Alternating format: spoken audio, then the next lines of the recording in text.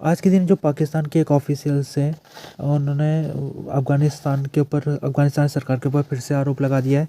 ये बलूचिस्तान के caretaker minister है इंफॉर्मेशन, जैन अकजी। ये इन्होंने अफ़गान सरकार यानी तालिबान सरकार के ऊपर इन्होंने आरोप लगाया कि तालिबान की सरकार जो टीटीपी है उसको अपने देश में शरण दे रही है। अगर देखा जाए तो टीटीपी, जिसका अगर फुल फॉर्म देखें तो तहरीक-ए-तालिबान पाकिस्तान है, और इसका ज़ाहिर-सी बात है कि इसका जो पेरेंट ऑर्गेनाइजेशन है वो तालिबान है। तो लंबे समय से जो अफ़गानिस्तान के साथ टीटीपी के संबंध रहे, लेकिन जब से तालिबान की सरकार 2021 में आई है, तब से उसने कहा है कि हम किसी भी ऐसे ग्रुप को अपने देश में शरण नहीं देंगे।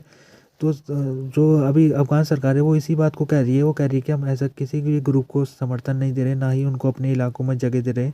लेकिन बलूचिस्तान के जो केयरटेकर मिनिस्टर है उन्होंने कहा है कि ऐसा गलत है ये, और ये झूठ बोला जा रहा है अफ़गान गवर्नमेंट की तरफ से। ये जो टीटीपी के लोग हैं ये अफ़गानिस्तान में इनको बेसिस इनके वहाँ पर मौजूद है, और उन बेसिस में ये रहते हैं, फिर उस बेसिस से ही हमारे ऊपर ही अटैक करते हैं, और हमारे ऊपर अटैक करके ये फिर वहाँ भाग जाते हैं अफ़गानिस्तान में।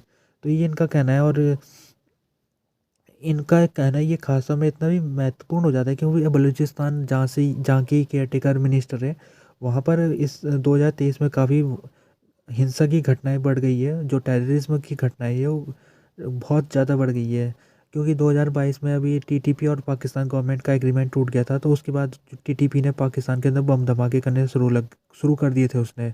तो उसका जो सबसे बड़ा असर हुआ है वो बलूचिस्तान और खैबर पख्तूनख्वा में हुआ है। इन दो राज्यों में सबसे ज़्यादा बम धमाके टीटीपी ने किए हैं।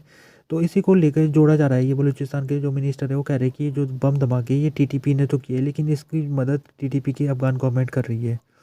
अफ़गान गवर्नमेंट ने स्टेटमेंट में जारी किया, उसने कहा है कि ये गलत है, हम किसी की मदद नहीं कर रहे हैं, और हमने पहले भी क्लेरिफाई कर रखा है कि हम किसी भी फॉरेन ग्रुप को अपने यहाँ जगह नहीं देंगे। यानी कि हम अपने देश की ज़मीन को किसी दूसरे देश की ज़मीन के खिलाफ इस्तेमाल नहीं होने देंगे। साथ में उन्होंने ये कहा कि पाकिस्तान की अपनी उसकी फेलियर है, अब वो अपने सिक्योरिटी को संभाल नहीं पा रहा है, और अपने सिक्योरिटी को नहीं संभाल पा रहा है, लेकिन जिम्मेदार वो हमको ठहरा रहा है। ये अफ़गान गवर्नमेंट के स्पोक पर्सन मुजाहिद कह रहे हैं।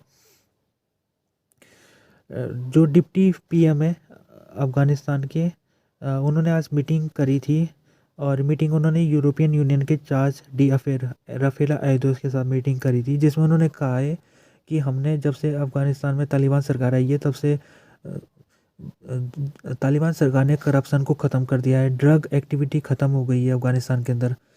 तो ये चीज़ उन्होंने कही है, और ख़ासतौर में उन्होंने ये भी कहा है कि क्योंकि हम वो बताना ये चाह रहे हैं कि हमने जब से हमारी सरकार आई है तब से हमने स्टेबलाइज़ कर दिया है अफ़गान को।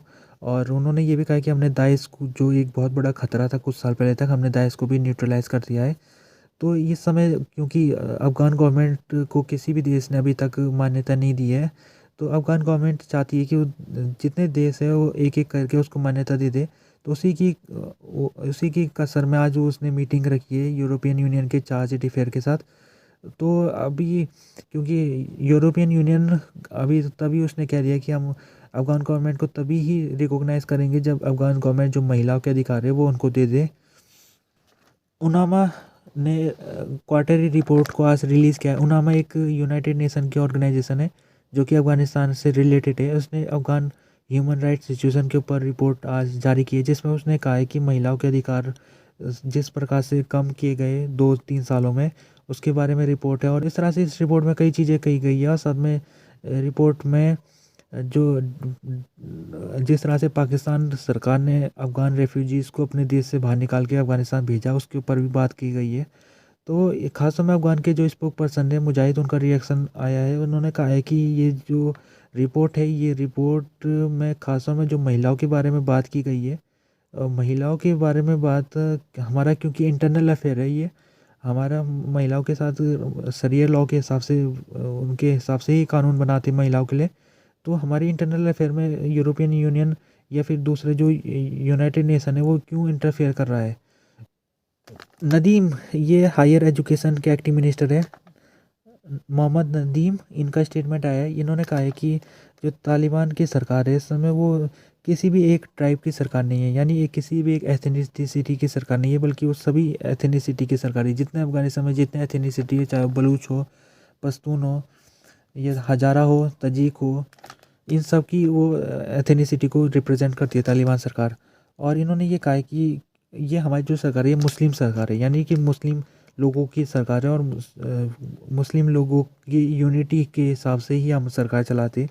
उन्होंने अपने देश के लोगों से अपील की है कि अब जो नागरिक है वो यूनिटी को मेंटेन करके रखे, और साथ में किसी भी प्रकार का डिवीज़न ना होने दे सोसाइटी के अंदर।